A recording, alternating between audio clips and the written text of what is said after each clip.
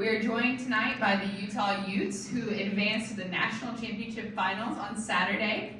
From Utah, we are joined by Maile O'Keefe, Abby Paulson, and head coach Carly Dockendorf. Coach, if you'll please begin with an opening statement, and then we will open the floor for questions. I think I'm still wrapping my head around it, actually. But just incredibly proud of this team tonight. We started on beam, and I felt like we came out really aggressive and dynamic, and we knew that that's what we needed to do to be able to kind of carry the momentum moving into floor. And we just brought the energy and that floor rotation, and just, we really just stayed focused on us throughout the night. We obviously had some small little mistakes here and there, but it never fazed us. Next person went up was still just sure of what they could do, and didn't focus on what had happened before them, and we just continued to carry momentum and confidence through the very last routine on bars. We'll open the floor for questions. Yes. Did y'all, obviously there's a lot going on during the meet and everything, but are you ever looking at the scoreboard? Are you ever thinking about what's going on? Everybody's different, but are you ever seeing what's happening outside of you, or are you like, I'm staying in my bubble? Personally, during the rotation, not at all. It's all Utah, all about us. It's definitely hard when you're rotating to stay locked in, because you want to know what your score was too, and then everything is just kind of right there in front of you. But definitely during the rotation, it's just Utah. We have what we call the Utah bubble, so we try to stay within that, and when you see somebody wandering, it's your job to kind of be like, all right, let's focus on us, let's focus on our team. Coach, with everything that's happened this season, just how big is this moment for the program? I think this is huge.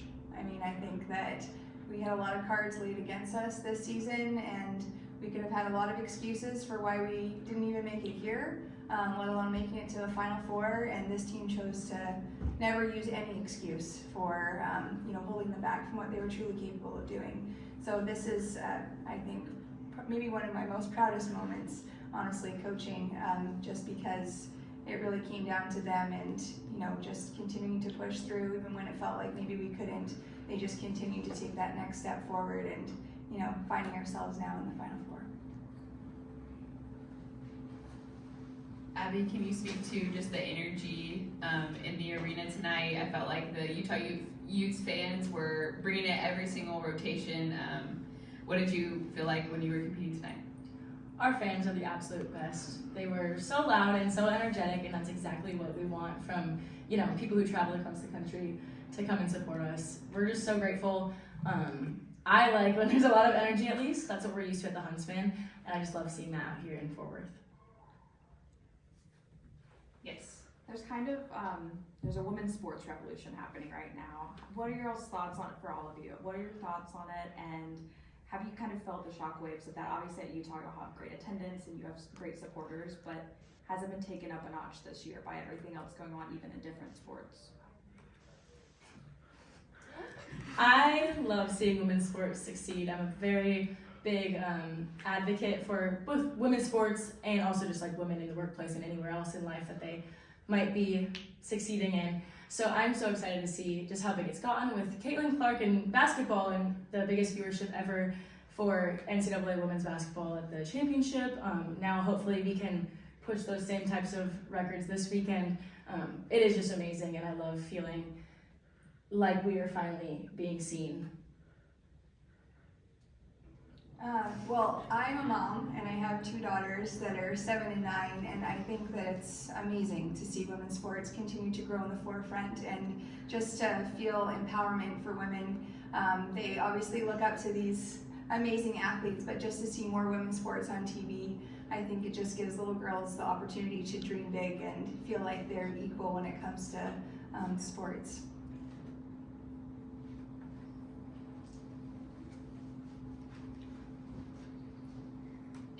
Questions? Go ahead. Obviously y'all had a great night. There's still some things that can be cleaned up, but what do you think will be key to being able to contend for that title on Saturday for any of you? At this point, it's anybody's race going into Saturday.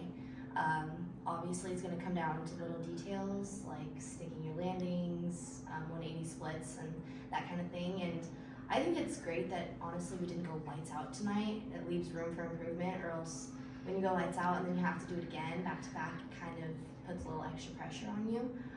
So I think it's great that we have a little bit to improve on before Saturday. But yeah, just those little details. So are y'all aware of what order y'all have for Saturday? Now that's been fun. Yeah, so it's an Olympic order. Yes. Yes. So how are y'all feeling about having Olympic order and like the advantage that gives y'all? I mean, honestly, any order you get, you have to make it work at this point. So we just reaped the benefit of starting on beam tonight and made it work for us, and we'll reap the benefit of starting on vault. You just kind of make it work no matter where you do it. But I do think for us it's a fantastic order. You get to kind of get the energy out on vault first rotation and then build into the intricate events. And beam and floor normally are two high scoring events. So to be able to finish on that and just really bring it down to the event that has been kind of our dynamite event this year on floor is going to be really exciting for this team. Ditto. I agree. Floor party for the last rotation is always fun. So. Well, congratulations, Utah. We're excited to see y'all on Saturday and get some good rest. And congratulations once again. Thank Thank you. you.